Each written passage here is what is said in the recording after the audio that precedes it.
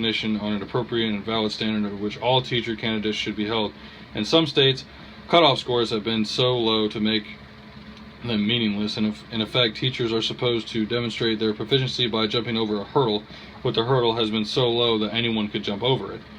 In other states, the standard is considered too arbitrary, dissuading teachers from seeking licenses in those states. There's also variation regarding which competencies are being tested, such as general English and math proficiencies, along with the current knowledge. In some states, efforts are being made to test competencies beyond mere paper and pencil tests and to observe for competence in the actual classroom. The second teacher-related initiative involved career ladders. Critics have long complained about the, quote, flatness of the career structure in teaching. The criticism goes something like this. Quote, beginners have too much responsibility at the start of their careers and too little opportunity to make the most of their abilities once they really learn to teach. The only way to get promoted in education has been to be promoted away from students by becoming a department chair, curriculum coordinator, or administrator. With the encouragement of state legislators, a variety of teacher specialty programs, such as a master teacher programs, differentiated staffing, and mentoring programs for new teachers have now appeared on the scene. Typically, these programs give experienced teachers new roles and responsibilities, and usually new rewards. Although these innovations have been limited adoption, the assumption that a teacher is a teacher has been dispelled, and new roles such as mentor teacher, lead teacher, and team teacher have been open to teachers who not only want new challenges but also want to stay in the classroom close to the students. I'll go to the top of page 374. A key problem revealed by the blizzard of reports published in the 1980s and 90s was the weak reward system for teachers, career ladders, and the other schemes explained to enrich teachers' roles represented one way to reward teachers, but more was needed if teaching was to become an attractive professional option for talented students. Salaries were an obvious target during the 1980s. The average teacher salary increased at a rate twice that of inflation. Since then, average salaries have generally kept pace with inflation. Closely linked to this change has been the significant move to make teaching more attractive by increasing starting salaries of teachers. In the late 1980s, beginning teachers earned around $12,000 to $13,000 by 2012-2013 school year. The national average for beginning teachers was around $36,000.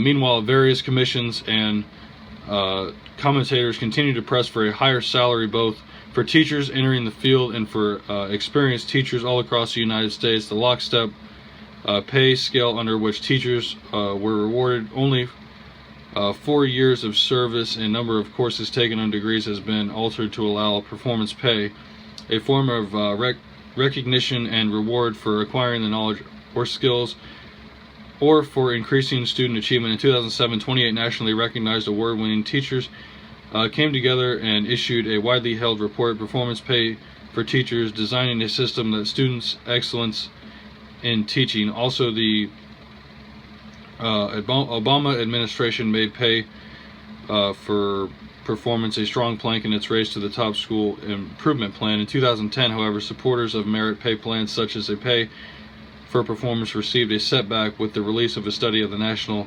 Center on Performance Incentives. This large-scale study concluded that students of teachers receiving performance pay achieved no better on tests than those taught by teachers not receiving such financial bonuses. However, we doubt that this is the end of the efforts to provide pay incentives to outstanding teachers. As we stand at the beginning of this chapter, school choice is a major theme in efforts to provide better education for American children. Implemented on both the local and state levels, the school choice reform aims to offer families more options about where their children will attend school. Technically, all parents have a choice as to where they wish to have their children educated. If they do not like the public state-supported schools to which their children are assigned, they can send them to a private or religious school. Or they can move to another community where the schools are more to their liking. Another increasingly popular option is for parents to teach their own children at home. The only problem with this idea is that not everyone can put into practice. For the large percentage of parents without the time and ability to conduct homeschooling or resources to pay tuition at private religious schools, there really is no choice there at all. Therefore, many people are touting school choice as an important aspect of access and educational opportunity. They argue that the poor parents should have a choice in the schools that their children attend, just as the wealthier parents do. And we're going to flip to 376. According to these people, being able to choose the school your children attend is first the right of parents, and second, an important way to ensure access to educational opportunity. If the neighborhood public school isn't doing an adequate job, shouldn't parents have alternative choices of schools? The advocates of school choice see that the current system as monopolistic. The United States, they note, is recognized around the world as a consumer's paradise, whether it is soft drinks at the supermarket, jeans to the clothing store, or sports cars in the auto dealer. The principle of choice rules except in K through 12 schooling. School choice advocates want to redesign the way we organize education, shifting the decision of where a child must go to school from the school system to the child's parents. In essence, they want market forces to regulate the schools instead of the educational monopoly that they claim currently operates. Advocates for school choice say that the current public schools have no real incentive to better serve students because educators' salaries and benefits are unaffected by either good or poor student results. Teachers who work 16 hours a day and give heart and soul to the school are on the same salary scale as the teachers who are the first ones to leave the parking lot at 2:30. According to school choice advocates, if parents can act as consumer, schools will have real incentives to improve. Free market principles suggest that more choice equals more competition equals better products at lower prices. Here, the phrase better products means better educated students. Supporters of school choice also suggest that the group getting the worst public education today, urban minorities, stands to benefit the most under such a plan. The choice concept appears to be gaining support across the United States. In addition to homeschooling, at least three kinds of school choice exist. The least controversial kind, within district choice, allows parents to choose from among the various public schools that a school district or state operates. Many school districts have created a variety of schools with different goals and purposes and allows parents to select one of them and they want their child to attend.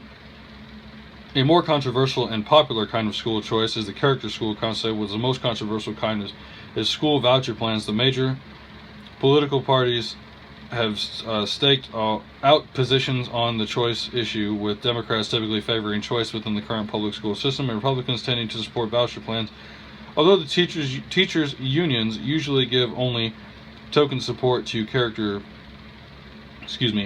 schools, they typically draw support from both Republicans and Democrats alike. And then we go to the top of page 377. Increasingly, public school systems are offering parents and students options in addition to the traditional neighborhood schools as to which school students attend. Some schools have a particular speciality, I'm sorry, I can't pronounce that, such as mathematics or science. Others are alternative schools designed for youth who don't seem to fit well with traditional schools. Several varieties of public school choice, most which are fairly non-controversial. District-wide choice allows parents to select among the schools within their home district. These school choice options are offered in numerous school districts, including Boston, Seattle, Minneapolis, St. Paul, and District 4 in New York City. Statewide choice allows students to attend public schools outside their home school district. Over 40 years ago, a number of American cities adopted an early form of school choice called magnet schools. These elementary, middle, and high schools are specialized in specific academic areas such as a science or the arts and in basic skills. Magnet schools were originally designed to stop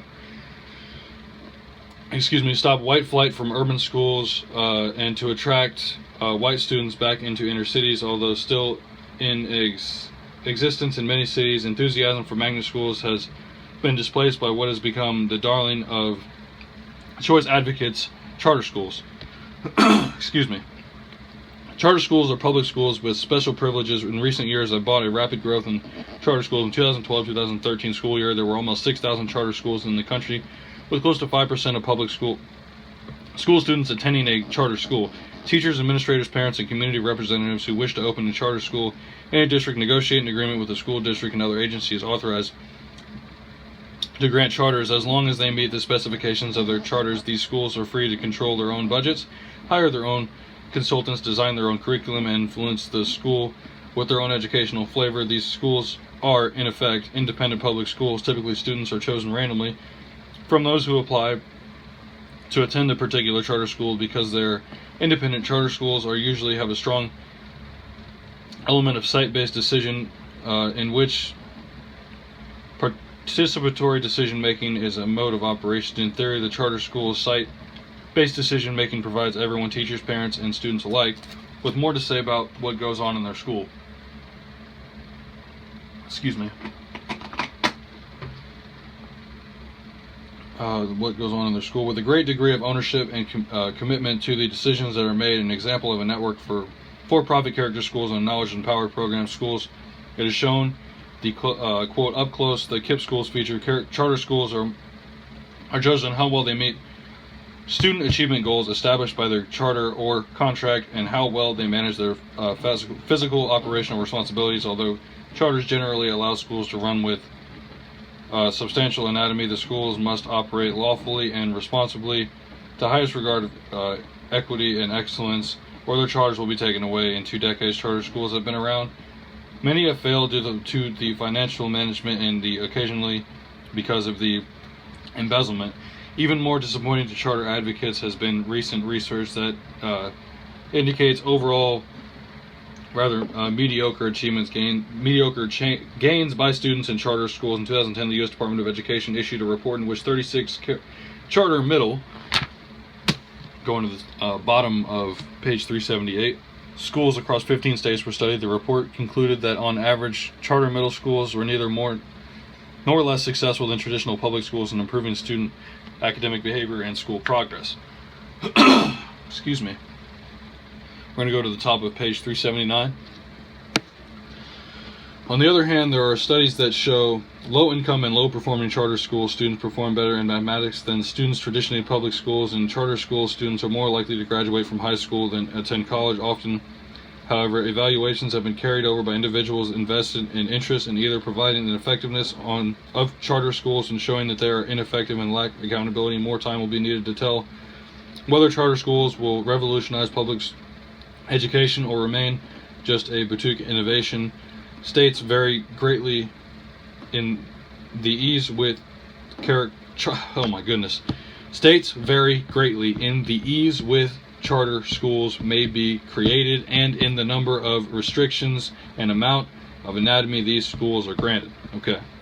Many supporters see charter schools as a way to encourage innovation, provide parents with school choice, and still supportive of public school systems. Opponents wonder why the charter schools should be exempt from regulations, whereas the rest of public schools must abide by them. They also see charter schools as a form of voucher life, that is, a foot in the door toward the creation of school vouchers, as to which we now turn. Excuse me. More controversial than charter schools are school voucher plans. In their typical form, vouchers give the parent consumer the widest array of choices. In effect, this type of plan gives parents a piece of paper, a voucher worth a certain dollar amount that they can use to help pay the cost for their child to attend a public or private school of their choice. The school collects a voucher from each student who chooses that school and then turns in its vouchers to the state government in real dollars, which is then run to the school. The voucher idea came into public attention in 1955 when Nobel laureate economist Milton Friedman wrote an article entitled "The Role of the Government in Education," based on well-known free market principles, and hoped that increased competition would lead to student achievement gains and lower costs. Friedman strongly questioned the appropriateness and democracy of the government dictating what is taught in school. According to Friedman, in a pure choice system, all schools would be public schools, the way all department stores are public stores. Advocates of the voucher system believe it would release an enormous amount of competition driven creatively in our schools. Teachers and administrators would join together to provide high quality, unique educational programs that would attract students and parents. Educational instructions would be like most other American enterprises competing to put out the best possible product, namely students. Those that succeeded would prosper, attracting many students. Those